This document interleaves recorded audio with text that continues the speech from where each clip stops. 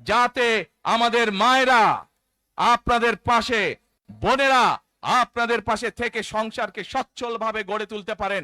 আমরা গ্রামে গ্রামে শহরে শহরে সকল দুস্থ পরিবার যারা আছে, মধ্যবিত্ত নিম্নবিত্ত সকল পরিবার কাছে ফ্যামিলি কার্ড পৌঁছে দিতে চাই। এই ফ্যামিলি কার্ডের মাধ্যমে আপনার পরিবার, আপনার মা বা আপনার স্ত্রী, আপনার বোনের মাধ্যমে আপনার পরিবার সহযোগিতা পাবে। কিন্তু এই ফ্যামিলি কার্ডকে যদি বাস্তবায়ন করতে হয় তাহলে কি করতে হবে? কি করতে হবে? ধানের শীষকে জয়যুক্ত করতে হবে। পারবেন ইনশাআল্লাহ। প্রিয় ভাই বোনেরা, কৃষক ভাইদেরকে যেমন কৃষি কার্ড দিতে চাই আমরা সহযোগিতা করার জন্য, মা বোনদেরকে দেশনেত্রী খালেদা জিয়া যখন দেশ পরিচালনার দায়িত্বে ছিলেন, মা বোনদেরকে বিনামূল্যে শিক্ষার ব্যবস্থা করে দিয়েছিলেন। মনে আছে? এখানে বহু মা বোন আছে সেই সময় যারা এই সুবিধা পেয়েছিলেন। আপনাদের ঘরে বহু মা বোন আছে যারা সেই সুবিধা পেয়েছিলেন। আজ সেই মা বোনদেরকে আমরা ফ্যামিলি কার্ডের মাধ্যমে খালেদা জিয়ার সরকার শিক্ষার সুযোগ করে দিয়েছিলেন। আপনাদের আগামী দিনের ধানের শীষের সরকার, বিএনপি সরকার, সেই শিক্ষিত মা বোনদেরকে, সেই মা বোনদেরকে, সকল মা বোনদেরকে অর্থনৈতিকভাবে আমরা স্বাবলম্বী করে গড়ে তুলতে চাই। প্রিয় ভাই বোনেরা, আসেন এবার টেক ব্যাক বাংলাদেশের আরেকটি কাজ বাকি আছে। সেই কাজ হচ্ছে আমাদের দেশের লক্ষ লক্ষ যুবক যুবতী অর্থাৎ তরুণ সমাজের সদস্যরা, যুব সমাজের সদস্যরা, লক্ষ লক্ষ সদস্যরা বেকার হয়ে বসে আছেন, আছে না? এই বেকারদের জন্য আমরা কর্মসংস্থান তৈরি করতে চাই। সিলেটের মানুষ আজান দিচ্ছেন? আচ্ছা, আজানটা হচ্ছে, আজানটা শেষ হয়ে যাক।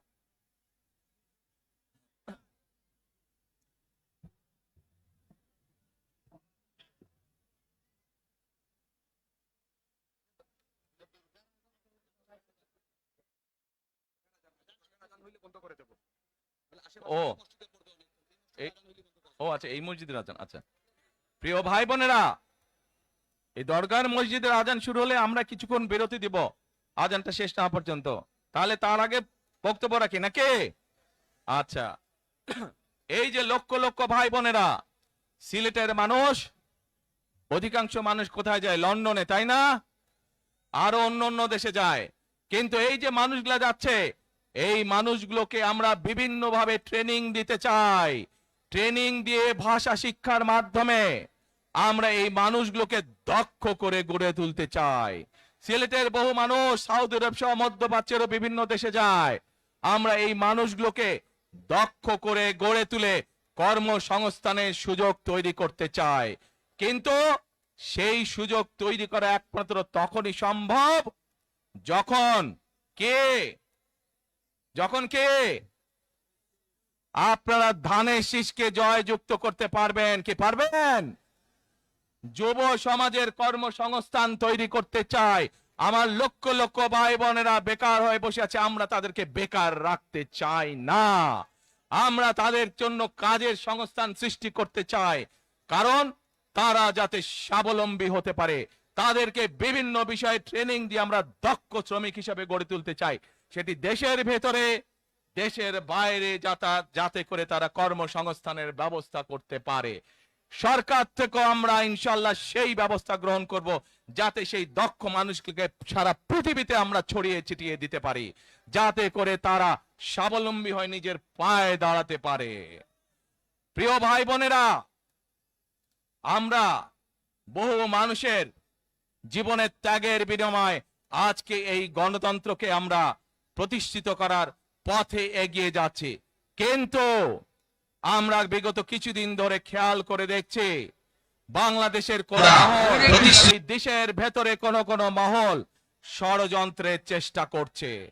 গত কয়েকদিন ধরে আপনারা দেখেছেন, পত্র পত্রিকায় এসেছে, বিভিন্ন সোশ্যাল মিডিয়াতে এসেছে, মধ্যপ্রাচ্য সহ বিভিন্ন দেশে পোস্টাল ব্যালট যেগুলো পাঠানো আছে সেগুলোকে কিভাবে ডাকাতি করা হয়েছে। ঠিক যারা এই দেশ থেকে পালিয়ে গেছে তারা যেভাবে আপনাদের ভোট ডাকাতি করেছিল, ঠিক একইভাবে আবার সেই ষড়যন্ত্র শুরু হয়েছে। দেখেছেন আপনারা? দেখেছেন? প্রিয় ভাই বোনেরা, সেই ষড়যন্ত্রের বিরুদ্ধে সজাগ থাকতে হবে। বিদেশে বসে তারা ষড়যন্ত্র করছে। মাধ্যমে আমরা যে অধিকার আদায়ের পথে নেমেছি, একটি কুচক্রী মহল এর ভিতরে ষড়যন্ত্র শুরু করে দিয়েছে। দেশের ভেতরেও তাদের ষড়যন্ত্র থেমে নেই, কিন্তু 2024 সালের 5ই আগস্ট এই বাংলাদেশের জনগণ প্রমাণ করে দিয়েছে যে বাংলাদেশের জনগণ ঐক্যবদ্ধ থাকলে, ঐক্যবদ্ধভাবে নেমে আসলে যে কোনো ষড়যন্ত্রকে বাংলাদেশের মানুষ প্রতিহত করতে পারে। পারবেন আপনারা প্রতিহত করতে? ইনশাআল্লাহ। প্রিয় ভাই বোনেরা, এখন আমি আপনাদের সামনে একটি প্রশ্ন করতে চাই। এইখান থেকে আমার সামনে যারা বসে আছেন, এর মধ্যে থেকে মুরব্বী যারা বসে আছেন, ওমরা বা হজ করতে গিয়েছেন, এরকম একজন হাত তুলেন। ওমরা বা হজ করে আসছেন একজন মুরব্বী মানুষ। ওই যে লাল টুপি পরে নিয়ে এসো তোমাকে। আপনি আসেন দেখি সামনে। কেমন আছেন? আমার কাছে আসেন।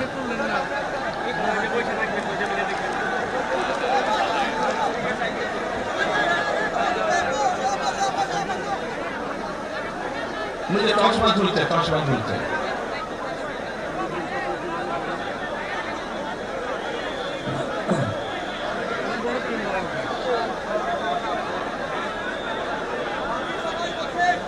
বসেন, আপনারা বসেন। উনি এখনই মঞ্চ উঠবে, আপনারা সবাই দেখতে পারবেন কে মানুষটা।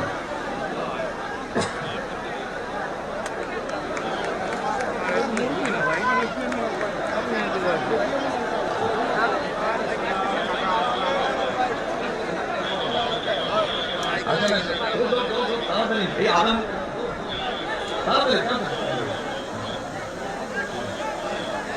কি নাম আপনার? ওই এইদিকে বলেন। বাড়ি কই? বাড়ি সুনামগঞ্জ। সুনামগঞ্জ কোথায়? এই সুনামগঞ্জের মানুষ আছে এখানে? এই লোক আপনাদের মানুষ? আচ্ছা, এখন বলেন কবে গেছেন আপনি? হজ উমরা গেছেন?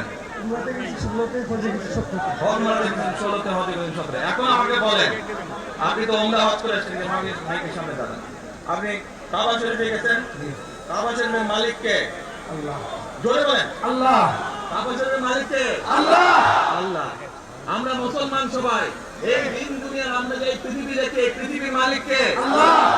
এই সূর্য নক্ষত্র যা দেখি তার মালিক কে? আল্লাহ। বেহেশতের মালিক কে? আল্লাহ। দোজখের মালিক কে? আল্লাহ। আচ্ছা, দাঁড়ান এবার, আপনি বসেন। আপনারা সকলেই সাক্ষী দিলেন দোজখের মালিক আল্লাহ, বেহেশতের মালিক আল্লাহ, এই পৃথিবীর মালিক আল্লাহ, কাবার মালিক আল্লাহ। আরে ভাই, যেটার মালিক আল্লাহ সেটা কি অন্য কেউ দেওয়ার ক্ষমতা রাখে? রাখে না। তাহলে কি দাঁড়ালো? নির্বাচনের আগেই একটি দল এই দিব ওই দিব বলছে, টিকিট দিব বলছে না? যেটার মালিক মানুষ না, সেইটার কথা যদি সে বলে, সেরে কি করা হচ্ছে? হচ্ছে না? যার মালিক আল্লাহ, যার অধিকার শুধু আল্লাহ একমাত্র, সবকিছুর অধিকার উপরে আল্লাহর অধিকার। কাজেই আগেই তো আপনাদেরকে ঠকাচ্ছে, নির্বাচনের পরে তাহলে কেমন ঠকাবে আপনাদেরকে বোঝে নেবা। শুধু ঠকাচ্ছেই না মানুষকে, যারা মুসলমান তাদেরকে শিরকি করাচ্ছে তারা। নাউযুবিল্লাহ। প্রিয় ভাই বোনেরা, কেউ কেউ বলে অমুককে দেখেছে, তমুককে দেখেছে, এবার একে দেখেন। প্রিয় ভাই বোনেরা, 1971 সালের যুদ্ধ, যেই যুদ্ধে লক্ষ মানুষের প্রাণের বিনিময়ে দেশ স্বাধীন হয়েছে, আমাদের এই প্রিয় মাতৃভূমি, সেই মাতৃভূমিকে স্বাধীন করার সময় অনেকের ভূমিকা আমরা দেখেছি, যাদের ভূমিকার কারণে এই দেশের লক্ষ লক্ষ ভাইয়েরা শহীদ হয়েছে, এই দেশের লক্ষ লক্ষ মা বোনেরা তাদের সম্মান হানি হয়েছে। তাদেরকে তো বাংলাদেশের মানুষের মধ্যে দেখেই নিয়েছে।